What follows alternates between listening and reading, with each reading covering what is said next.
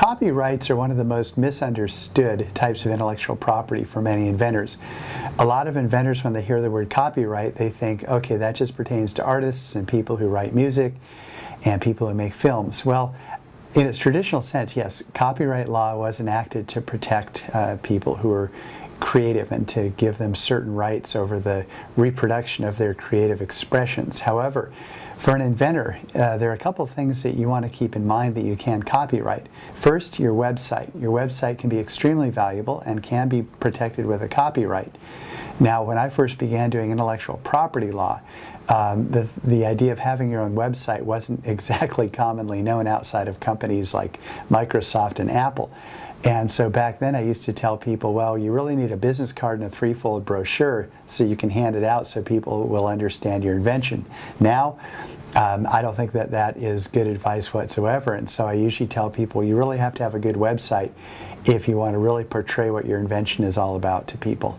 So with copyright, you can protect a website, you can protect your owner's manuals, anything related to trade show or promotional activities, and you can even protect your packaging, which if you're making your product and selling it yourself, that may be the best way to protect the packaging that you come up with. So to summarize, what should an inventor think about using copyrights for? Well, first and foremost, your website is going to be one of your best advertising tools.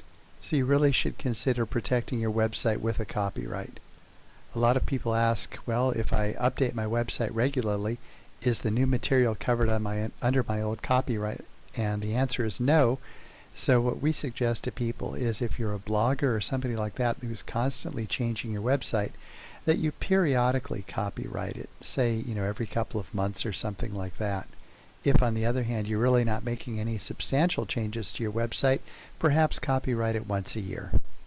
In addition to your website, anything you create to promote your products, such as brochures, anything you do for a trade show, any posters, things like that, handouts, these are all things you can protect with copyrights as well.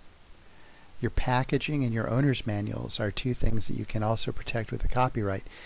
Please realize that the packaging that you create is art, and any color patterns or things like that on your packaging can be protected with a copyright.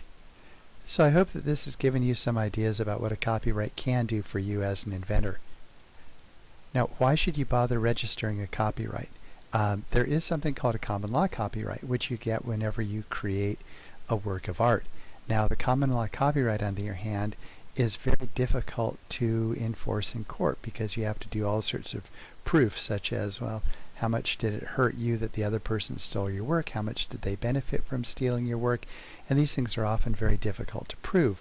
However, if you happen to have a registered copyright and you can prove that the other side knowingly and willfully infringed your copyright, you can ask for $150,000 for a knowing and willful copyright infringement under a theory called statutory damages.